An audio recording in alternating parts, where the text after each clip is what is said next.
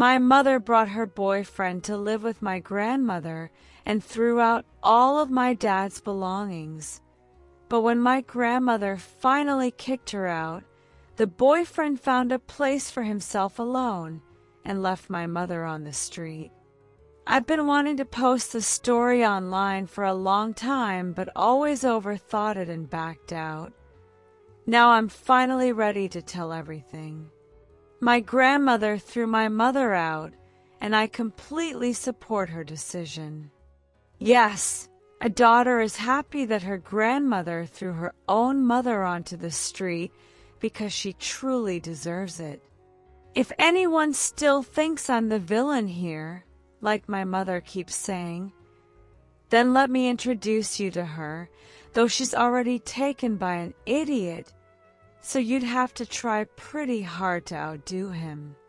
I'm 18. My mother is 40. She married her high school sweetheart, who was my father. After the wedding, they moved in with my grandmother, and that's where I was born and raised. When I was 8, my dad died. I can say it calmly now, but it destroyed me at the time and it still hurts, so I'll leave it at that. Surprisingly, my mother coped extremely well, suspiciously well.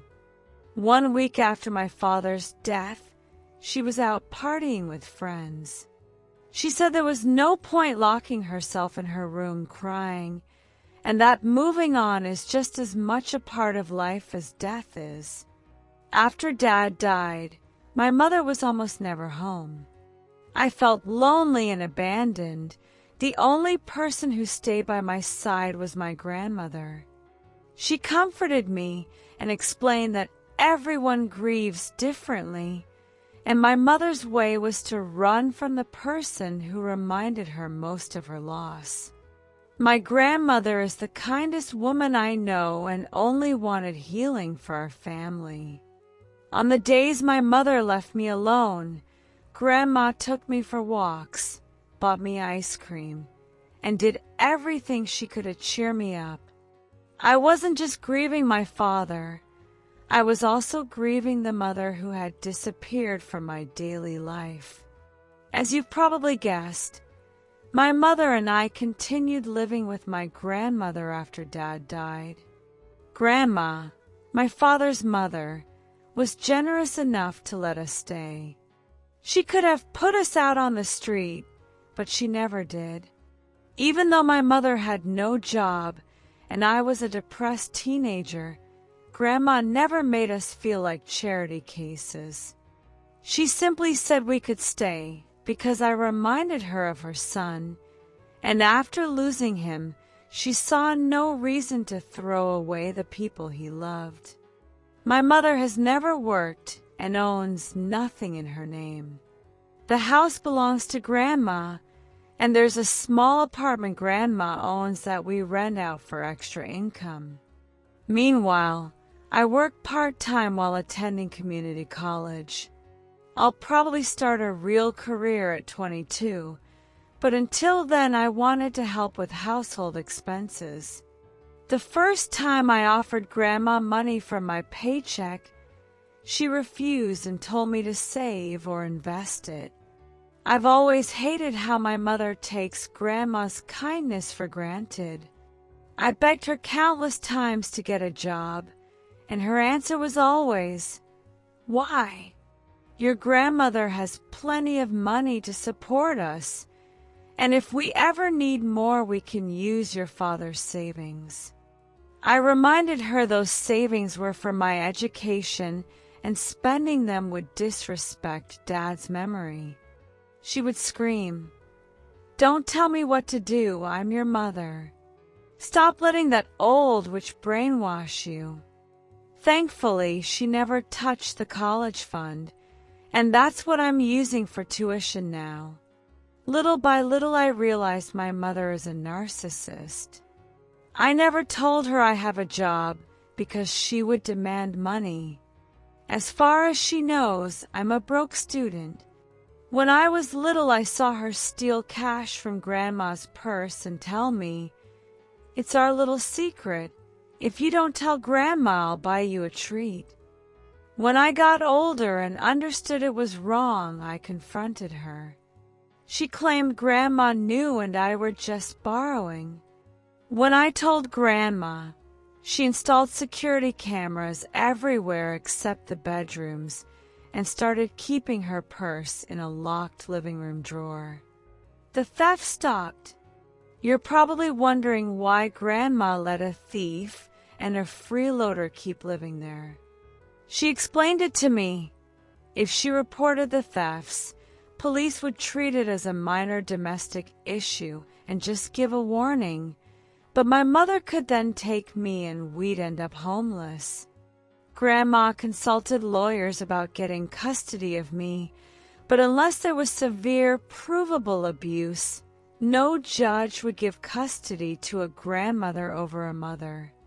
So she kept tolerating everything for my sake. That makes me feel incredibly guilty because Grandma doesn't deserve any of this. After the purse incident, my mother stopped speaking to me and once told me she wished I'd never been born. That was the final break. On top of everything else, it was clear she didn't care about me at all. My mother never apologized. She spent most of her time out of the house, never telling us where she was or who she was with, probably at some boyfriend's place, because Grandma only covered food and rent. Everything else, clothes, nights out, came from those men. I leave for work and college early and come home late, so sometimes weeks pass without seeing her. One day Grandma mentioned that Mom seemed serious about a new boyfriend named Jim who had picked her up and even asked Grandma if she was the housekeeper. A month later, Jim slept over and at breakfast said, "Doesn't it give you the creeps being surrounded by a dead man's stuff?" Grandma immediately replied, "That dead man was my son and her late husband. Speak of him with respect under my roof." Later, my mother complained that Grandma embarrassed her guest and said Dad's things were junk that should be sold. Grandma answered that there was useless trash in the house that could be sold cheap, and we all knew who she meant. I wasn't nearly as confident as Grandma that Mom wouldn't throw Dad's things away, and I was right. One day I came home early and saw Mom and Jim putting black bags on the curb, Dad's possessions. I raced to find Grandma, brought her home, and she exploded.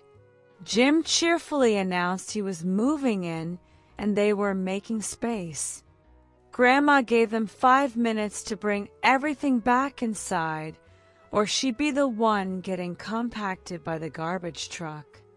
When they refused, Grandma declared no Jim of this or any level of stupidity was moving into her house, that this was her property and Dad's belongings were staying. Jim looked shocked when Grandma told him to rent his own place and support the woman he wanted to live with. He admitted he was unemployed. Mom suggested Grandma, and I could support both of them. I laughed in disbelief. Mom threw a tantrum, cried, called Grandma a stingy old witch, and then claimed a migraine and tried to go take a nap. Grandma stopped her and said she could stay only long enough to pack her own things and leave with her jobless boyfriend within the hour, or Grandma would call the police for vandalism and trespassing. Mom begged, revealing Jim had been evicted for non-payment. Grandma didn't care. Within 30 minutes they had packed. I had put Dad's things back, and I watched from the porch as Jim turned to Mom and said, "I've got a friend's basement, but you can't come and we're done." He drove off on his motorcycle. Mom stared, then saw me smiling and waving goodbye. I went inside and slammed the door. She blew up my phone all afternoon until I blocked her. I felt zero sympathy. She belongs on the street, though the street might not deserve her. That evening I organized Dad's things again and found a black leather-bound journal I never knew existed. It wasn't a typical diary. It was sketches and random thoughts, but every entry mentioned me with so much love it broke my heart. Toward the end, he wrote about coming home early with flowers to surprise Mom, finding her with another man, packing a bag, and leaving silently for a hotel. He even questioned whether I was biologically his. A DNA test later proved I was, and wrote that he had planned to divorce her after his upcoming deployment, the deployment he never returned from. The next morning, Mom jumped into my car begging me to convince Grandma to let her come back, claiming she had spent the night on the street. I told her I would talk to Grandma only if she got a job within a month, paid Grandma $20,000 compensation for years of freeloading, and kept living on the street until then. She agreed because she thought I was serious about convincing Grandma I wasn't. Update 1.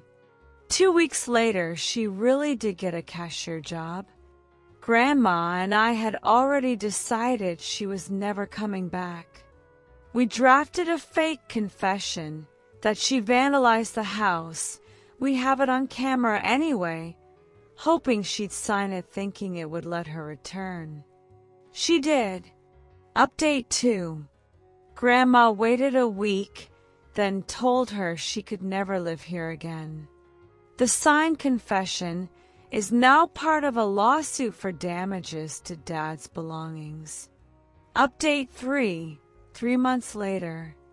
Mom kept the job, rented a room with younger coworkers, and got served 2 lawsuits, one from Grandma for $5,000 in damages and one from me with free military lawyers for misusing the $67K in dependent benefits she collected after Dad died while spending nothing on me. The judge also removed her as beneficiary of Dad's small survivor pension and gave it to me, $400 per month. Update 4. Both lawsuits are settled. Grandma got a $3,000 judgment, probably uncollectible for now, but it's on Mom's record.